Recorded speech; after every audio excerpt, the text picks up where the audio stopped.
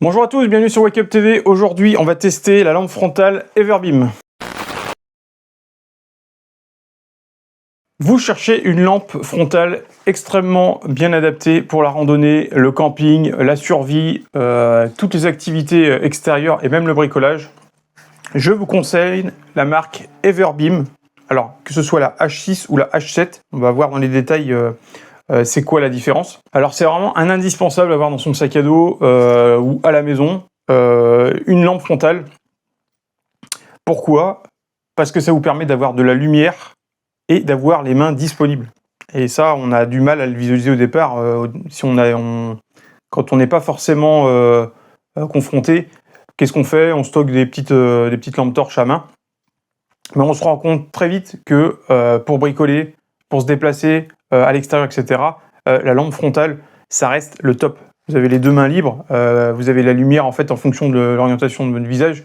Moi, spécialement quand je suis au boulot en maintenance, la lampe frontale, je m'en sers très régulièrement. Quand on se glisse sous une machine avec des outils dans la main, si vous n'avez pas de frontale, ça va vraiment devenir compliqué. On commence à faire de la merde, à mettre la lampe torche dans la bouche, etc. La lampe frontale, elle est posée, et puis c'est parti, on peut travailler dans de bonnes conditions, quoi. Donc, j'étais à la recherche d'une lampe torche. Je suis assez exigeant sur le matériel, de plus en plus. C'est vrai qu'avant, j'étais un gros consommateur de tout ce qui est chinoiserie, à la Temu, AliExpress, etc. Et en fait, je m'en suis très vite lassé parce qu'au bout d'un moment, en fait, on achète du matériel de merde, ça vous pète dans les mains. Et moi, ça mettait la rage à chaque fois parce que on se dit, ok, c'est pas cher, mais en fait, c'est de la mauvaise qualité. Et en fait, en gros, on se fait chier, quoi. Donc, j'ai des critères de sélection quand je sélectionne du matériel qui sont assez pointus, mais je sais exactement ce que je veux, en fait. Donc, généralement, quand je cherche un produit, je me mets des critères et ça va être genre des critères indispensables.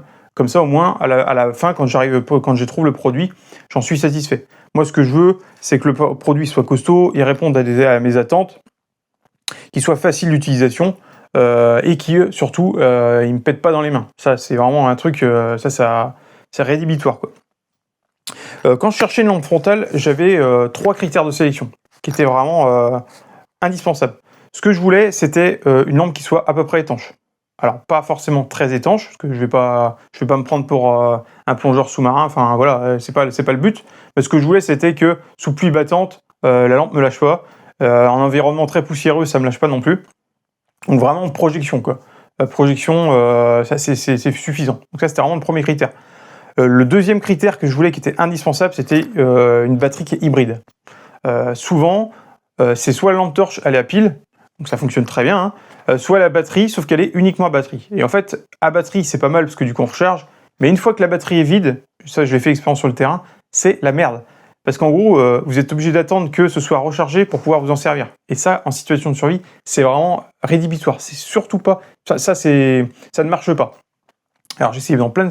Alors pareil, quand j'étais au travail, sous une bécane, et que vous êtes en train de démonter des choses, etc., et que là, du coup, vous n'avez plus de batterie sur la lampe torche, là, pareil, ça vous met les nerfs, vous êtes dans le noir, vous ne voyez rien du tout, et vous n'avez pas la possibilité de la recharger. Donc ça, je dis niet. Moi, ce que je veux, c'est une batterie hybride. Qu'est-ce que c'est? C'est qu'en gros, vous avez les deux possibilités. Vous avez une batterie que vous allez pouvoir recharger, et si jamais la batterie, en fait, vous lâche, vous pouvez retirer la batterie et mettre des piles. Ça, c'est vraiment quelque chose, un critère numéro 1 que vous devez avoir si vous faites des sacs d'évacuation ou que vous voulez choisir une lampe frontale efficace pour aller à l'extérieur. Vous devez avoir les deux types. Franchement, c'est radical. Au terme d'utilisation, c'est le top.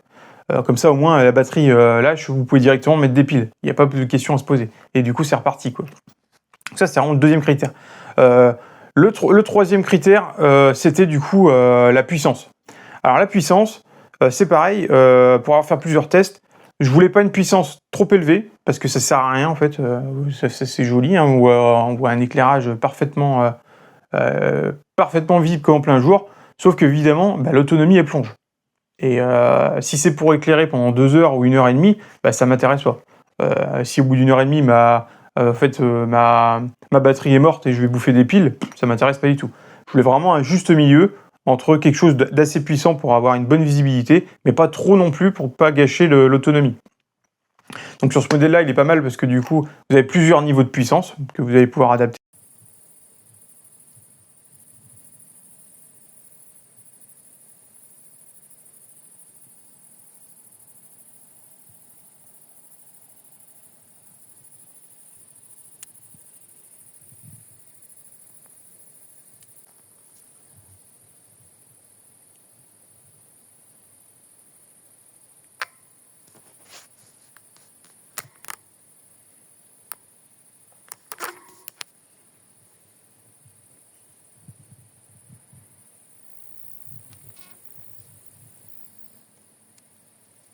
Donc tous ces critères m'ont fait que, bon ok, j'ai créé un peu une liste de courses, quoi. Et j'ai fait plusieurs modèles. Voilà, j'ai fait plusieurs modèles, du bas de gamme, au milieu de gamme, au haut de gamme. Généralement on fait comme ça, mais... Et je suis tombé sur ce modèle-là. Et je me suis dit, ok, 29,99€, je prends pas beaucoup de risques, donc je vais essayer.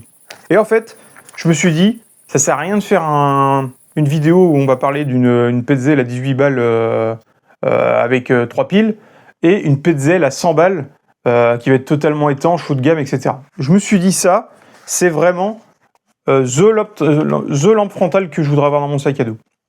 Pourquoi ? Parce qu'elle coche absolument toutes les cases et elle est au prix de 29,99€. Je veux dire, c'est pas excessif. La présentation est pas mal. C'est que ça reste quand même du bon produit, quoi. Donc on va faire le déballage ensemble et du coup on va un peu voir ce qu'il y a dans la bête, quoi. Donc voilà la bête. Donc la présentation est quand même pas mal. C'est livré en mousse, en espèce de housse un peu rigide mousse. Donc ça change un peu des boîtes carton là qu'on retrouve souvent dans des accessoires qu'on achète, donc c'est assez qualitatif en fait. Et je me dis en fait en plus c'est assez costaud, tu mets ça dans un sac, finalement ça protège quand même pas mal, quoi. Et non, c'est le petit plus du produit, quoi. Donc on va l'ouvrir, hein. Hop. Voilà, donc ça se présente de cette façon-là. On a le câble de chargeur du coup, qui va venir recharger la batterie. On a un manuel d'utilisation. Voilà, en plusieurs langues. Qu'est-ce qu'il y a à dire d'autre? Non, après, je suis content de la boîte en elle-même, elle est pas mal, je trouve. Elle est assez costaud, quoi. Donc, voilà la lampe. Hop. Donc, elle se présente de cette façon-là. Donc, on sent que c'est costaud, c'est assez lourd, quoi. Alors, ça a donc des avantages aussi, parce que, bon, forcément, vous l'avez sur la tête, donc plus c'est lourd. Bon, après, il faut relativiser, hein, ça fait pas non plus 5 kilos. Hein. Mais on sent que c'est quand même costaud, quoi. Comparé à d'autres produits où tu sens que c'est un peu cheap, quoi. Au moins, là, on sent qu'il y a vraiment de la qualité, quoi. Voilà, donc la présentation extérieure, voilà, on a l'endroit pour recharger la batterie. Donc normalement c'est hermétique, donc logiquement en projection. Sur ce modèle-là, je crois que c'est IP65, c'est-à-dire qu'en fait en gros, forte pluie, c'est étanche, poussière, etc. Par contre, c'est pas fait pour faire de l'immersion totale. Après, c'est pas le but d'une lampe torche. Hein, on n'est pas là pour faire de la plongée sous-marine avec. C'est vraiment le minimum du minimum, c'est vraiment ça. Il faut que ce soit résistant à la poussière et aux fortes pluies. Parce que en gros, c'est les choses que vous êtes le plus à même d'affronter, quoi. Qu'est-ce qu'on y retrouve? On y retrouve un mode d'allumage. Donc en fait, voilà, il y a deux boutons. Donc ça, c'est pour la détection de mouvement. Alors ça fonctionne de cette façon-là, en fait, en gros. On passe, ça allume, on repasse sa main, ça éteint. Donc je sais pas si vous voyez, en gros, là on éteint, là on allume. Ça, ce système, il est pas mal. On le retrouve un peu de plus en plus sur les lampes torches. En gros, c'est quand vous avez des gants, que c'est difficile à manipuler, ou vous avez des mains sales. Alors, en fait, en gros, ça vous évite de pourrir la lampe, quoi. Donc, en soi, le système est quand même pas mal, quoi. Voilà, on rappuie dessus quand on veut désactiver cette option-là. Donc, en termes d'allumage, vous avez plusieurs modes. Donc, le premier, il est là. Donc, vous avez un mode vision rouge. Donc, ça, c'est pas mal. C'est quand vous marchez de nuit, ça vous aide à garder votre capacité de lecture de nuit. Faut savoir que voilà, quand vous vous levez le matin, vous allumez la lumière, vous avez mal aux yeux, et en fait vous perdez votre capacité à voir dans le noir. Donc la vision rouge, ça vous permet de garder cette capacité la nuit. Donc c'est pas mal. En plus, ça économise de la batterie. Donc si vous avez une carte à lire, moi je vous conseille plus d'utiliser le mode rouge, quoi. Donc il y a un mode rouge clignotant. J'en rappuie dessus. Bon, après, ça a l'utilité que ça a l'utilité. Donc on a un mode pleine puissance, qui va être celui-là. Ça crache à 1100 lumens, je crois. Franchement, je vous fais voir, j'ai filmé à l'extérieur, ça envoie quand même pas mal. Par contre, comme ça envoie quand même pas mal, je pense qu'au niveau d'autonomie, on doit chuter quand même pas mal. Donc ça, vous avez un mode comme ça. Vous avez un mode qui est un petit peu plus light. Donc ça, c'est pas mal. Pareil, je l'ai testé, ça fonctionne très bien quand vous marchez. Voilà, vous allez utiliser moins de batterie, on voit très très bien. Et vous avez un troisième mode, un mode un peu stroboscope. Alors après, c'est pareil, ça a l'utilité que ça a. Il a le mérite d'être présent, quoi. Donc pas mal, je trouve, la qualité, elle est au rendez-vous, quoi. Je trouve vraiment, c'est une super lobe frontale, quoi. L'autre particularité qui est pas des moindres, c'était vraiment un critère sélectif pour moi. Je voulais absolument voir ça. En gros, vous allez à l'extérieur, à l'arrière. Donc vous avez le système d'ouverture qui va être là. Donc on va l'ouvrir. Tac. En gros, vous avez une batterie. Donc très bien, une batterie de 1200 mAh. C'est annoncé 28 heures d'autonomie. Bon après voilà, on sait c'est commercial. Est-ce que ça fait vraiment les 28 heures ou pas? Bon, ça reste à prouver. Par contre, ce que je voulais absolument comme option dessus, et que à la base c'était uniquement pour des modèles haut de gamme, genre Petzl, des modèles à plus de 100 balles, c'était vraiment cette option-là. C'est-à-dire que vous avez la batterie, que vous allez pouvoir recharger, alors par plein de types de moyens différents, si vous avez une batterie banque, un chargeur solaire, etc. Mais imaginons que vous arrivez au bout du bout de la batterie et vous avez besoin de lumière tout de suite. Eh ben, en gros, ils ont pensé à faire un truc hybride, ce qui est vraiment pas mal. En gros, vous allez pouvoir mettre 3 piles AAA. Donc ça, c'était vraiment rédhibitoire. Je voulais absolument ce système-là. Je trouve que sur le terrain, c'est pas une option qu'il faut négocier. Il faut absolument avoir ça. Pourquoi ? Parce que on aura toujours moyen de trouver une solution pour recharger une batterie, mais bon, à long terme. À l'instant T, si vous voulez absolument de la lumière, il faut les deux. C'est plus facile d'avoir des piles dans la poche ou dans votre sac à dos et de changer directement, plutôt que de recharger une batterie. Alors souvent, ce qu'on retrouve, c'est soit une lampe qui n'a pas accès à la batterie. En fait, vous avez directement le chargeur, la batterie dedans, et une fois que la batterie est morte, vous êtes obligé d'attendre que ça recharge. Donc ça, c'est, pour moi, pour faire de la rando, pour un sac d'évacuation, ce genre de truc, ça c'est rédhibitoire, c'est pas possible. On peut pas se dire une fois que j'arrive au bout de la batterie, c'est niqué, je peux plus rien faire. Non, il faut absolument les deux. Donc le principe de l'hybride comme ça, avec une batterie et la possibilité de mettre des piles, pour moi c'est pas une option, ça doit être obligatoire. C'est vraiment quelque chose que vous devez absolument avoir dans votre lampe torche, quoi. Donc voilà, ça se présente comme ça. Une fois qu'on remet la lampe, et du coup on va pouvoir brancher directement pour pouvoir la recharger. Ou utiliser les piles. On voit bien qu'il y a un joint là-dessus, là, je sais pas si vous voyez le joint. Donc c'est pas mal, ça te prouve que c'est quand même pas mal, et pas forcément étanche, mais au moins ça sera costaud quand vraiment il va y avoir des grosses pluies battantes, et pour la poussière. Donc le principe est quand même pas mal, quoi. Le principe de fixation, il est pas mal aussi. Bon, après c'est du basique, Vous avez des réglages à tirette. Voilà, on va pouvoir ajuster. Le confort, il est pas mal. Je l'ai essayé, ça tient vraiment bien la route. C'est pas trop lourd, mais à la limite, je préfère un truc qui soit assez costaud. Tant pis, c'est peut-être un peu plus lourd, mais au moins je sais que ça va tenir la route. Faut savoir que généralement, quand je fais des tests, je fais pas de cadeaux aux produits. Généralement, quand il y a des potes qui ont des trucs à tester, ils me les filent. Si en une semaine il est pas pété, c'est que généralement c'est de la bonne cam. Faut dire que voilà, je sais pas que forcément que je fais pas attention aux affaires, mais j'aime bien les soumettre à épreuve parce que j'ai horreur d'acheter un truc et que ça me pète dans les mains. Et en fait, tu te dis mais j'ai acheté un truc et en fait il est pas costaud, donc il résistera pas au terrain, quoi.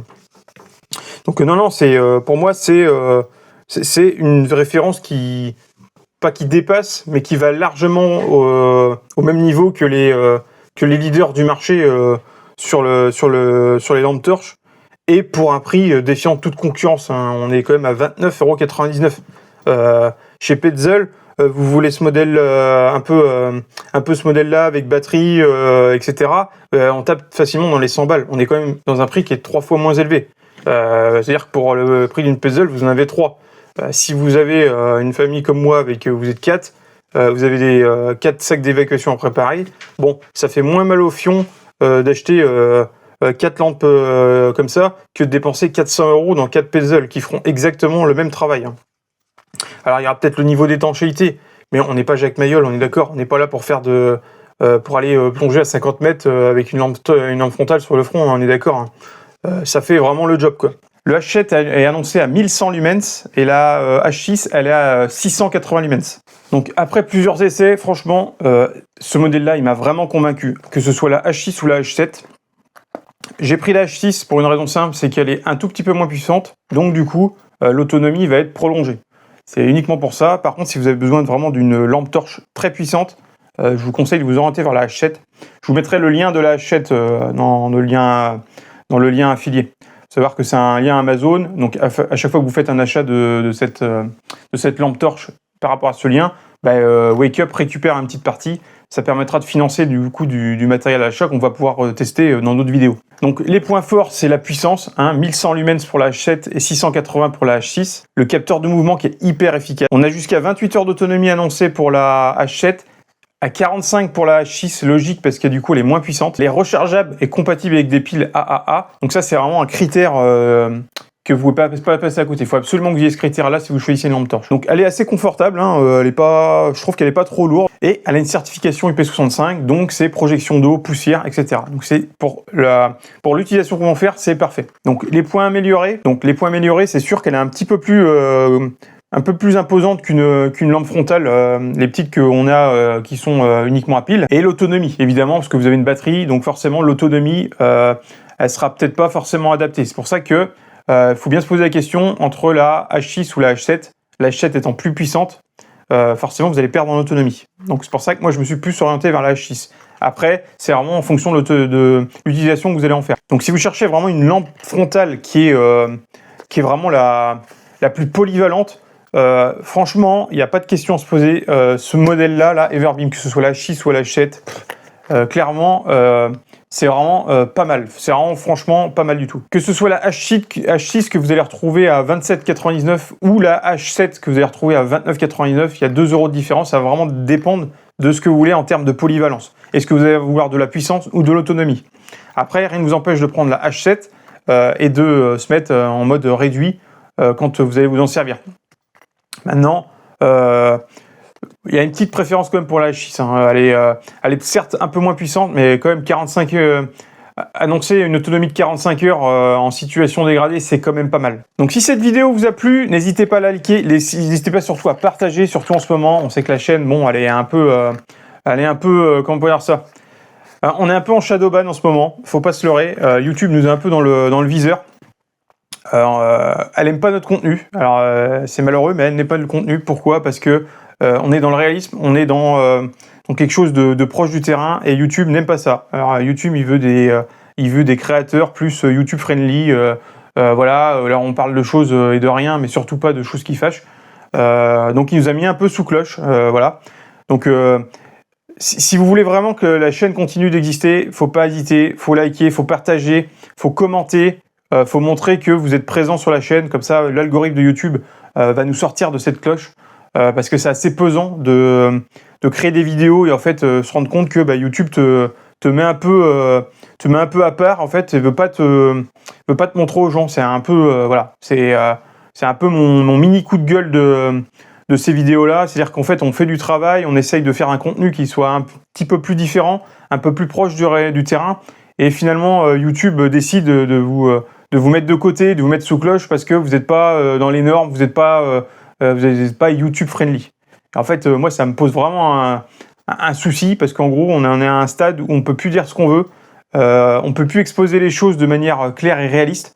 Il faut qu'on surjoue, qu'on évite des soucis, qu'on évite des vrais sujets uniquement pour faire du clic. Et ça, pour moi, c'est pas tolérable. Donc, la seule façon de faire évoluer les choses, c'est de partager les vidéos, liker, commenter, abonnez-vous, partagez les vidéos à vos amis. C'est la seule façon, en fait, de sortir un peu Wake Up de la cloche de YouTube. Parce que le shadowban, c'est vraiment pesant pour un créateur, parce qu'en fait, tu passes du temps à essayer de faire des vidéos de qualité, tu prends sur ton temps libre, tu fais du montage, tu fais du référencement, tu vas créer des miniatures, etc. Tout ça pour qu'à la fin, YouTube décide de te mettre sous cloche et dit, bah non, en fait, toi, tu seras pas suggéré, tu seras pas diffusé, je te montrerai pas à des gens qui seront peut-être intéressés par le sujet. Et du coup, en fait, ton travail, tu as l'impression qu'il est, il sert, c'est pas qu'il sert à rien, mais en fait, on te met des bâtons dans le roue comme si tu avais des boulets aux pieds. Donc ça, c'est vraiment quelque chose de pesant. Donc moi, je vous invite vraiment à soutenir la chaîne. Et la seule façon de soutenir la chaîne, c'est pas compliqué. Commentez, partagez, likez, abonnez-vous, parlez de la chaîne autour de vous. N'hésitez pas à diffuser les vidéos. Plus en fait les vidéos seront commentées, diffusées, likées, plus ça va obliger YouTube, l'algorithme de YouTube, à nous faire remonter et à suggérer des choses et développer la chaîne. Et plus on va développer la chaîne, plus on va faire des tests intéressants, plus on va pouvoir faire des sorties terrain. On va pouvoir faire des choses vraiment intéressantes et qui profitent à tous. Mais pour ça, il faut vraiment avoir votre soutien. C'est vraiment votre soutien qui va faire que la chaîne va perdurer. Donc merci d'avoir regardé cette vidéo et je vous dis à la prochaine.